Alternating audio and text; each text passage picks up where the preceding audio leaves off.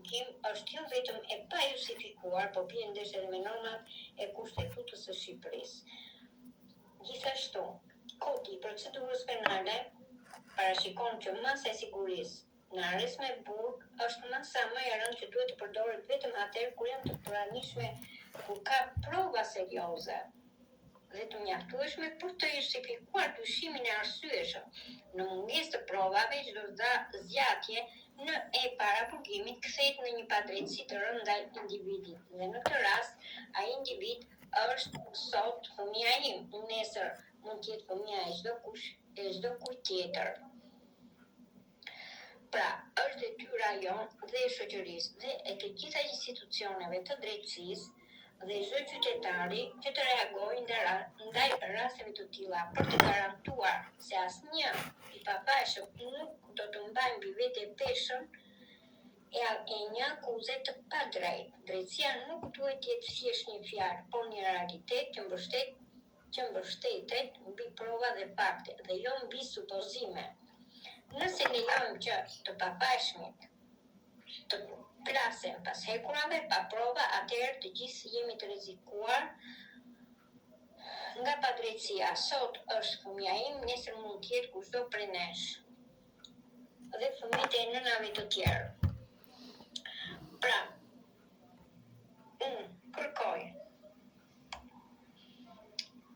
papajësinë e fëmijës tim për te i çdo dyshimi. Në rastin konkret, fëmia im ka 14 muaj privuar nga liria pas një provë të drejtë për drejtë që ta lidh atë me një vepër penale, për të cilën akuzohet. Asnjë provë, asnjë tabulant telefonik. Prandaj, nëse gjykata për mungesë provash vazhdon ta mbaj një të burgosur në burgim, atëherë ai ka shkelur ligjin. Unë mund ta kërkoj këtë edhe me një peticion publik, nëse do flas qytetarëve dhe organizatave të tjera për të drejtat e njeriut. Nëse më bëhet një padrejtësi ka shih fëmijës.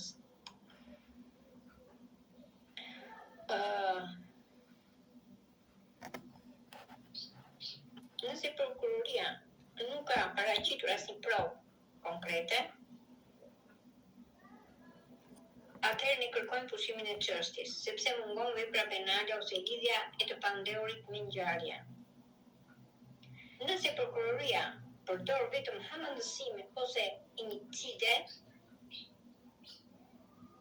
pa prova konkrete, atëherë ne kërkojmë përjashtimin e tyre si prova të papranueshme.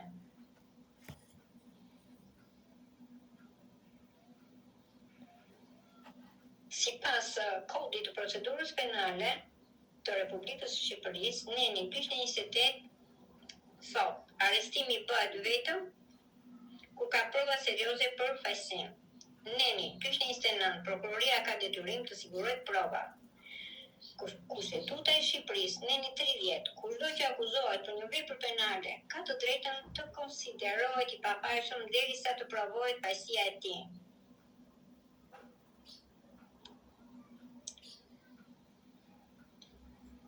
Nëse çështja po zbaritet, atëherë ne kërkojmë kontroll nga Inspektoriati i Lartë i Drejtësisë, ILD-ja, ose do bëjmë një kërkesë në gjykatën kushtetuese. Prandaj,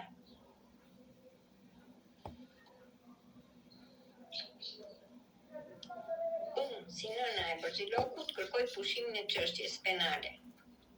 Ose, derisa të provohet pakajësia e tij, kërkojmë zbëndësimin e masës së sigurimit në arrest me burg, në arrest shtëpie.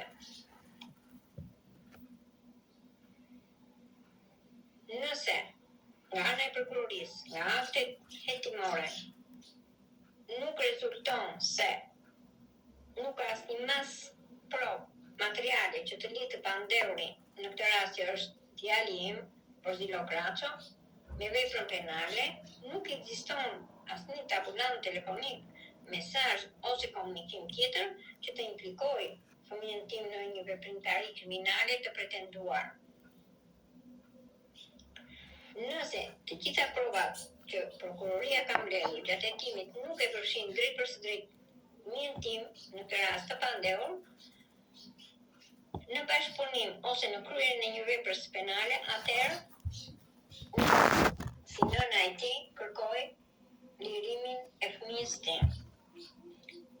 Sipas neni 30 të Kushtetutës së Republikës së Shqipërisë dhe neni 6 të KDE-s, askush nuk mund të mbahet në paraburgim apo të gjykohet pa prova të qarta dhe të pakonstitueshme. Në këtë rast prokuroria ka dështuar të sjellë një provë të vetme të pranueshme për ta lidhur të pandehurin me akuzën e ngritur. Zgjatja e pajustifikuar e paraburgimit, që tashmë ka kaluar 14 muaj, që fëmia im ndodhet në paraburgim pas një provë të drejtë për drejtë, kjo përbën shkelje flagrante të nenit 5 të KDE-s, e cila garanton lirinë individuale nga ndalimi i pajustifikuar dhe i paarsyeshëm. Dhe përfundimisht, unë kërkoj pushimin e çështjes në ngarkim të fëmijës tim, Borzilo Kraços, për mungesë provash, ose në të kundërtën, zvendësimi i masës sigurimit nga arrest me bukë në një masë më të butë si nga mund të jetë arrest në shtëpi.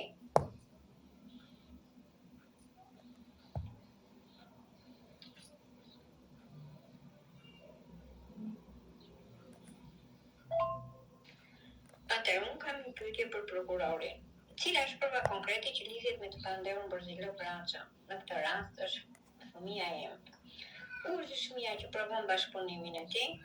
Si justifikohet që për 14 muaj mbahet në burg pas një provë konkrete? A mundet prokuroria të tregojë një provë të vetme që implikon personalisht të pandehurin?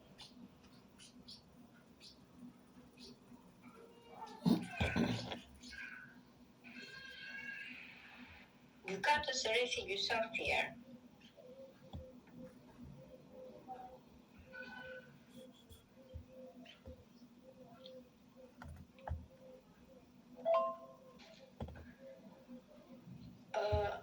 Janë bërë shumë shkelje në arrestimin e fëmijës tim, të cilat janë shkelje të procedurës penale, si kontroll banese, të cilin nuk ishte urdhër gjykate, dhe është kontrolluar fëmia derisa dhe atletet ja kanë mbesur, ka vajtur në burgun e Fierit, ka vajtur me atletet e grisura. Unë nuk e di, doja të dija nga prokurori i çështjes, a kanë dhënë prova në mënyrë të padijshme, dhe kjo e bën të pavlefshëm procesin. Realisht,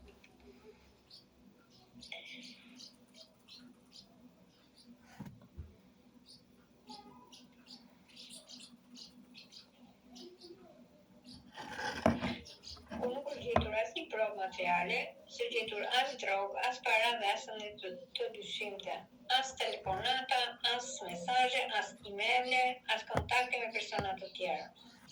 Atëherë, çfarë lidh Borzilo Kraço të ndodhet prej 14 muajsh në burg mbi bazën e asgjëje, ku asnjë provë konkrete nuk e lidh atë me një vepër penale? Kjo është shkelje flagrante e parimit të papajësisë së një të burgosuri.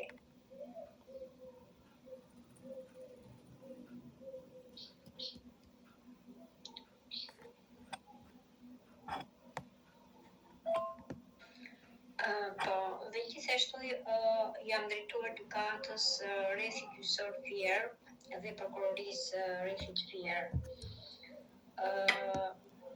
Doja të di identifikimin e burimit të informacionit të rem për Borzilok Raçon dhe kallëzim penal për personin përgjegjës për dhënien e këtij informacioni të rem në bazë të neni 305 dhe 306 të Kodit Penal. Në këtë çështje kam parë, domethënë me ato që më ka thënë fëmija im,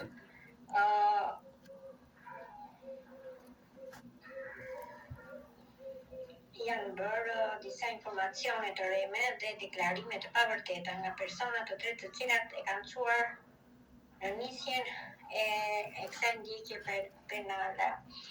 Por edhe sipas nenit 305 të Kodit Penal të Republikës Shqipërisë, kallëzimi i rem ndaj një personi për kryen një vepre penale i bërë para organit të procedimit penal ose të ndonjë autoriteti tjetër që ka detyrim për ta kallëzuar atë, dënohet me burgim deri në 5 vite.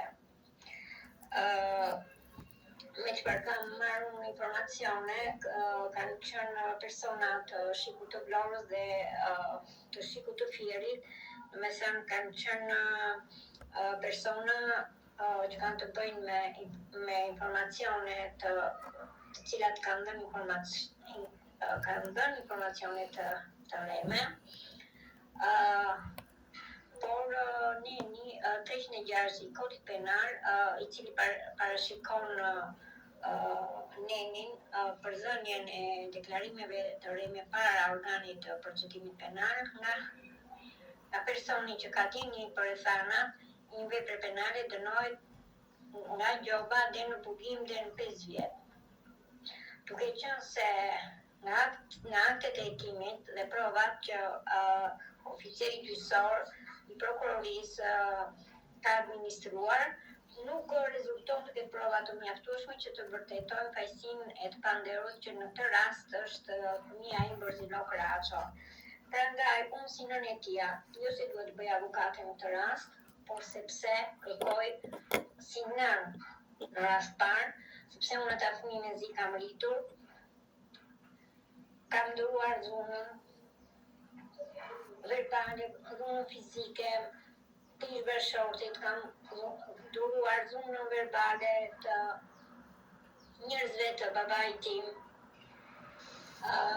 Po përpara fëmijës nuk mundem të duroj drejtësinë dhe kërkoj verifikimin e menjëhershëm të burimit të informacionit, i cili është dhënë dhe ka çuar fëmijën tim në procedim penal.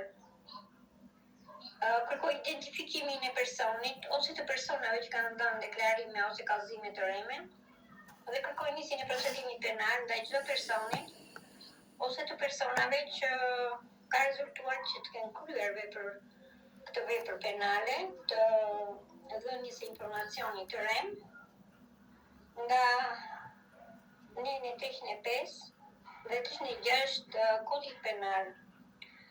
Gjithashtu kërkoj marrjen e masave ligjore dhe pushimin e çështjes penale ndaj të pandehurit që në këtë rast është fëmia im, Borzilok Raço, ku prej 14 muajve qëndron në paraburgimin e burgut të Fierit pa shkak,